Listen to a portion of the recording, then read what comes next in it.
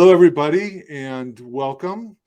Today, I get the opportunity to talk to a longtime friend, fellow member of the LA CTO Forum, accomplished CTO and COO, Christophe Louvion. For you who don't know Christophe, you should, but let me tell you a little about him. As I mentioned, he's a CTO.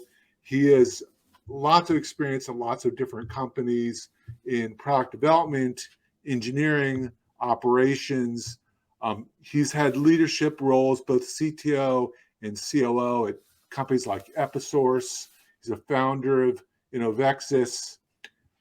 Christophe has done a lot of stuff, a lot of wisdom. I'm always happy to hear him at LA CTO forum meetings because inevitably he has unique insights and things to say.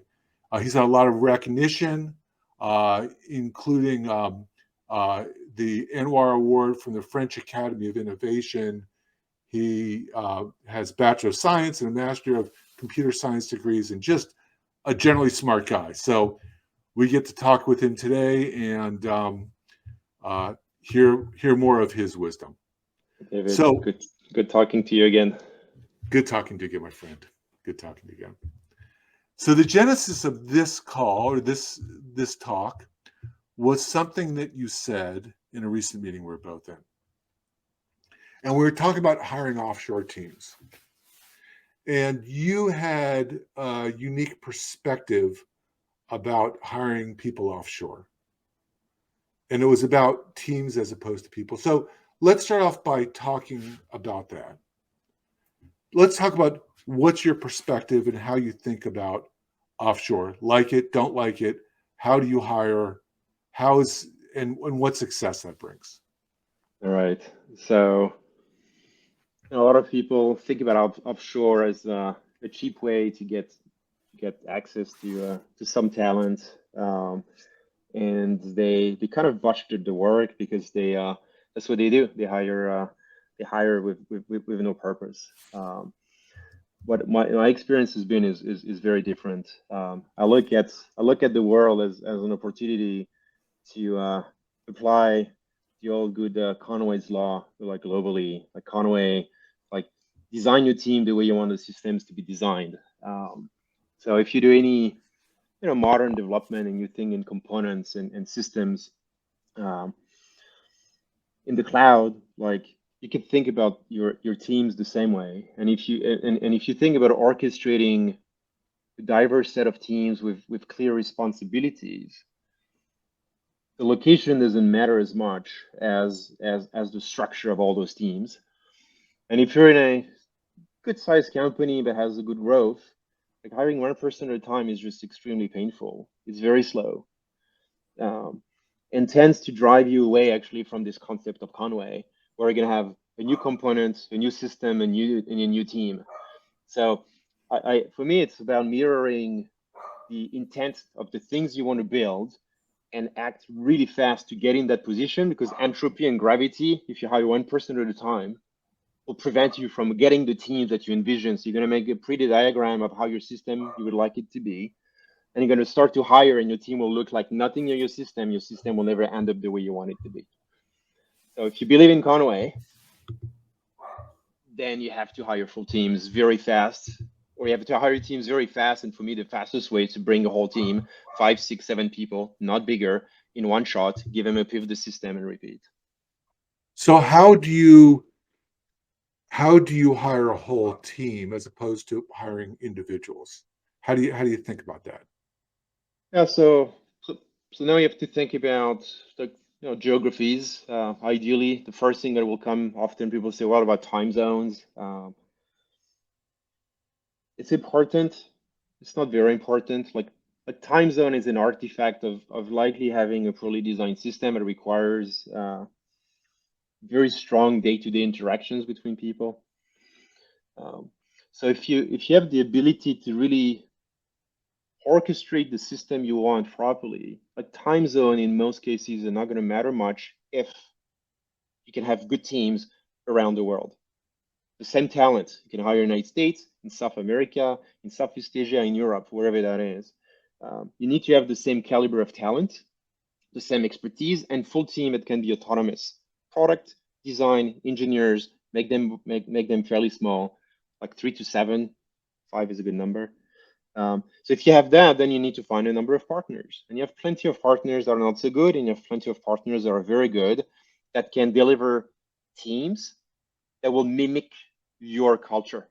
So I think what I'm looking at when I go abroad is like you have partners that try to sell you um, widgets, like people one widget at a time, or they have the ability actually to form those teams and to deliver those teams such that they will be integrated into your culture. So you look for this. There's plenty of people that are capable of doing this. You're not hiring companies that are hiring the teams for you Yes. in the various different geographies. Yeah. You're not flying out there and doing it yourself. Yes and no. I mean, like I find partners, but if I get into a new geography, I will fly there and meet the first batch. It's like you need a very strong anchor. So, um, for example, I've team in Vietnam, so been in Hanoi and Ho Chi Minh, and you find the first nexus. You build the first team, you meet the people, you describe the culture you want to build, and you really hire that first team. And a potential trick if you grow fast, a few months later, if you have a team of 5 or 6, you hire very senior with the intent of breaking that team where each of them can become a leader of the next teams. So you can go from 1 to 5 teams, and then you hire more regular stacks of teams.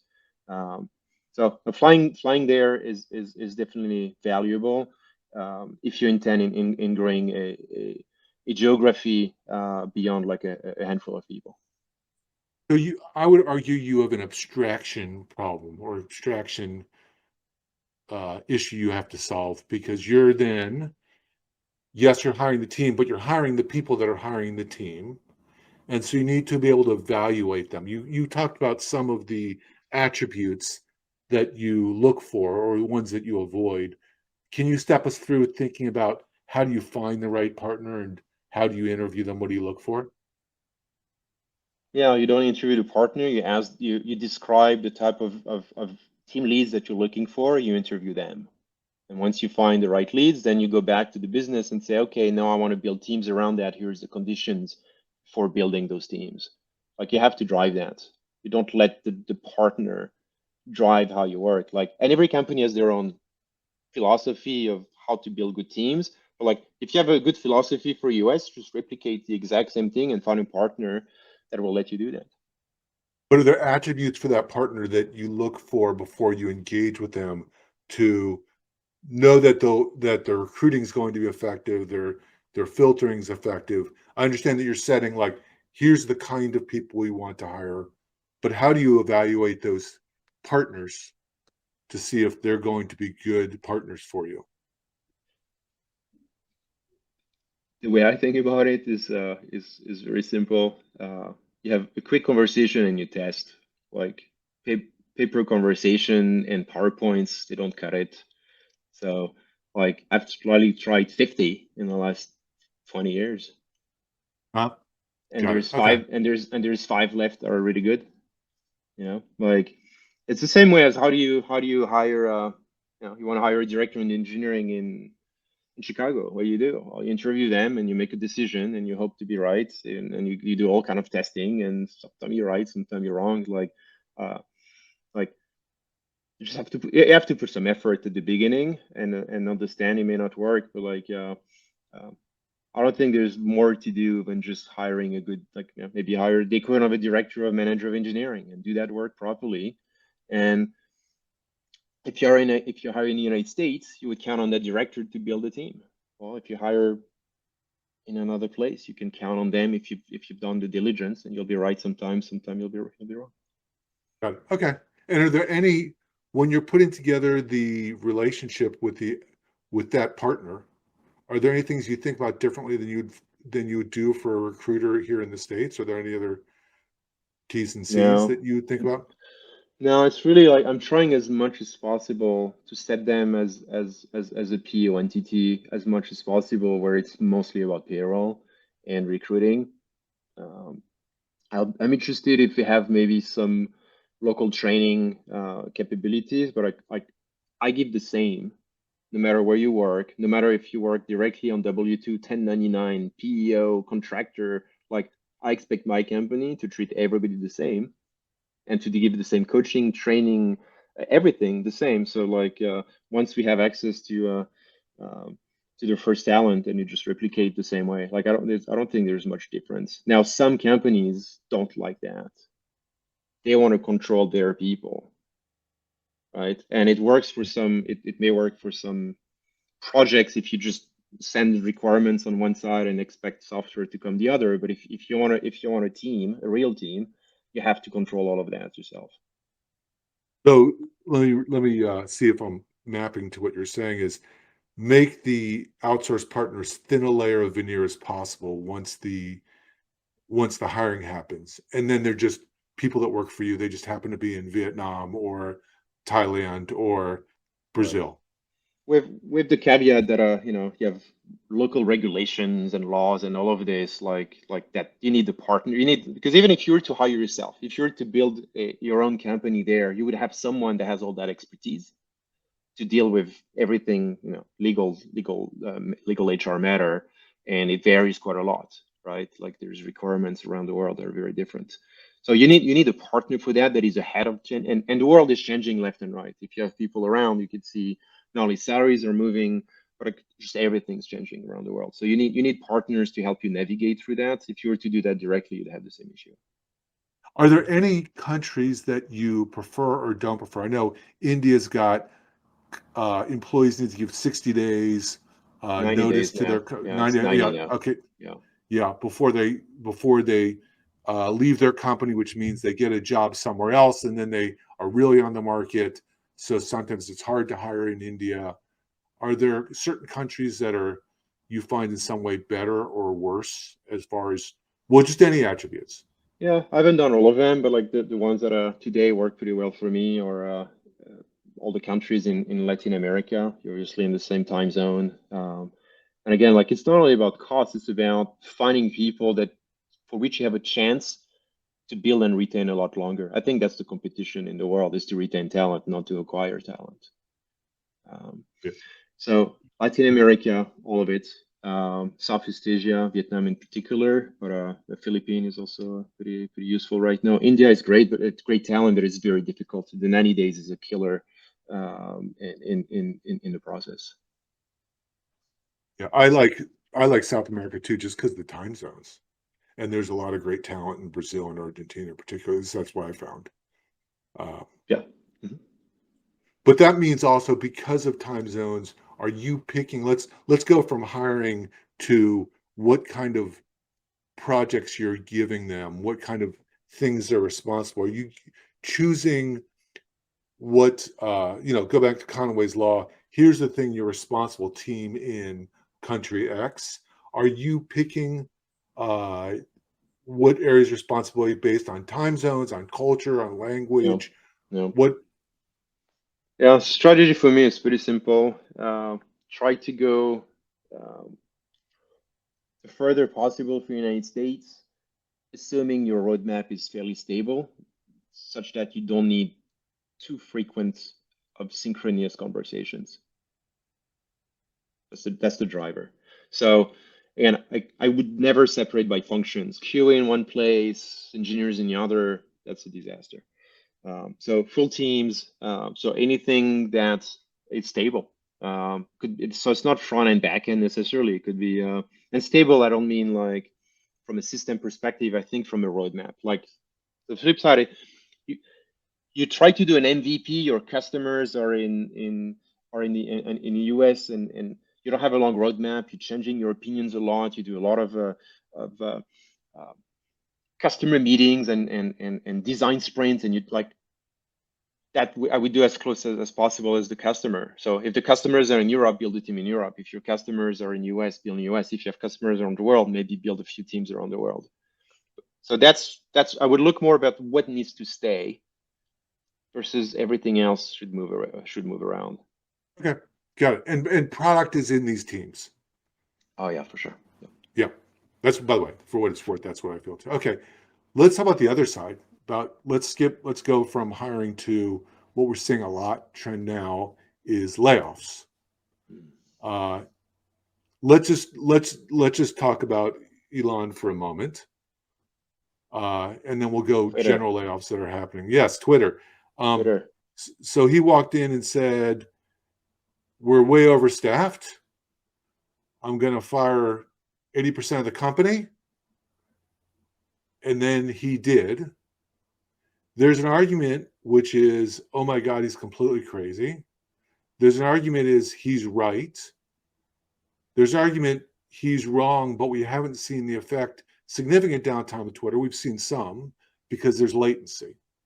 What's your take on what he did? What lessons do you draw?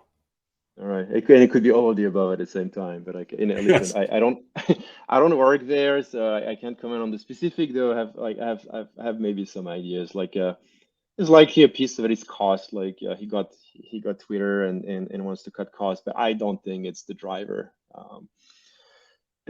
I've seen over the years that the more people you add, the less outcome you get per person. I'm sure you've seen that.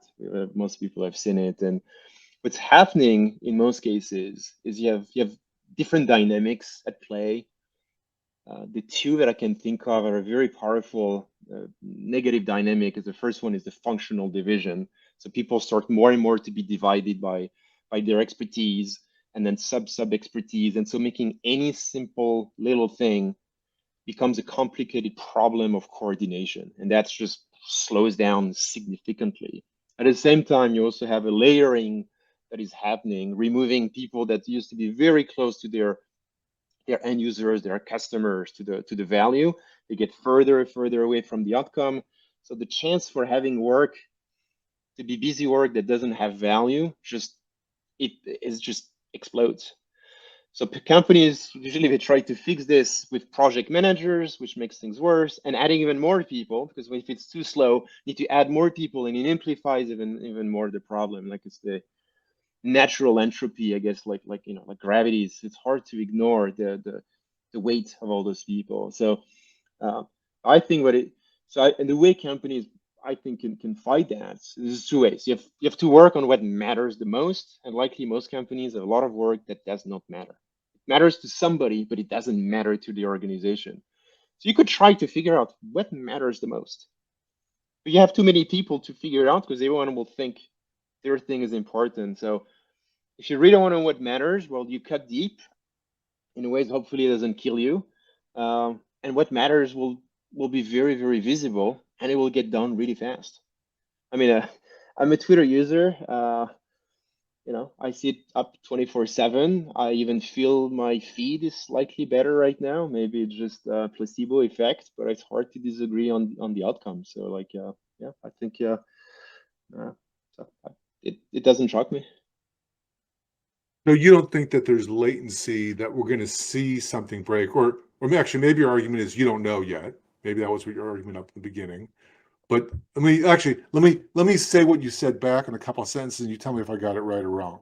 Is over time things get overbuilt as far as org charts, Yeah.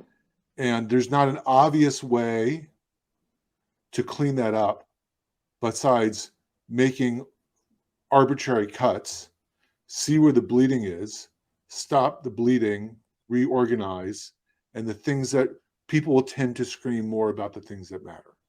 Yeah, because it's really hard to figure out at scale unless you really have a very strong, deliberate mechanism for it. Like, are we doing something that matters a lot? It's hard to know. And then the litmus test could be if that person or that group is gone, are we going to fail our 2023 revenue or whatever metrics? Do you know that? And when you don't, that means you likely have way too many people and you don't, because if it's not correlated, if you don't have a good sense of the work, is most of it is supporting the success of the business, well, you likely have too many people you don't know, and you're going to keep on hiring more and more, and likely it will cascade to even be further away from value. It's hard to know unless you have a deliberate system to manage that. Okay, so team topologies, fan or foe? Then, Have you fan? yeah. Yeah. By the way, for me too, me too. It was a So blinding glimpse of what should have been obvious. yeah, but it's in topology. I mean, like like everything else, I don't think it's a framework as much as opening the conversations for thinking about the what are teams for. You have a set of teams that likely ideally get I'd say at least two-thirds of your teams are directly, again, it's back to what we're talking about. Like if you apply team topology, like all your product engineering team should be very connected to some customer value, and you should know that that team is providing this value, this team is bringing that value. It should be very visible. And if those teams are fairly small, and if every team owns a little piece of the puzzle but itself has a very direct connection to value, you will know if you have teams that you don't need or not. And then you have supporting teams and all of that. I think it's a great framework. And if not, I don't think it's a framework, but it's a great opener of conversations to evaluate a non-functional organized company by those autonomous team that should, most of them, provide value, and then you have supporting and enabling and all the other flavors. Um, yeah, I think it's a great it's a great solution to solve the overstaffing problem. So, do you recommend people? I'm going to say something a little more fascist than you said. At people at CTOs at uh, regular times slash their teams to see where things should be done with fewer, or do you have another mechanism you suggest? Well, ideally, you have the framework in place to not get there, that you always identify that your organization is supporting directly the business KPIs. Now, if you haven't done that, you likely would be getting value of cutting to see how much overstaffed you've been, but that you shouldn't be there, and you have to understand very clearly. And like you have to work with finance, sales, and marketing. I mean, if you don't do that every day, you likely have like I think that's the job actually. I believe today, mostly now with in this economy and everything else, where valuation on companies based on revenue multiple that is now going to cash flow. Well, talking about Yeah. value. Well, cash flow. I mean, if you read the P&L, if like you should be able to 80% of your team. This team is plugged here into the P&L. If you know that, you're likely not going to be overstaffed.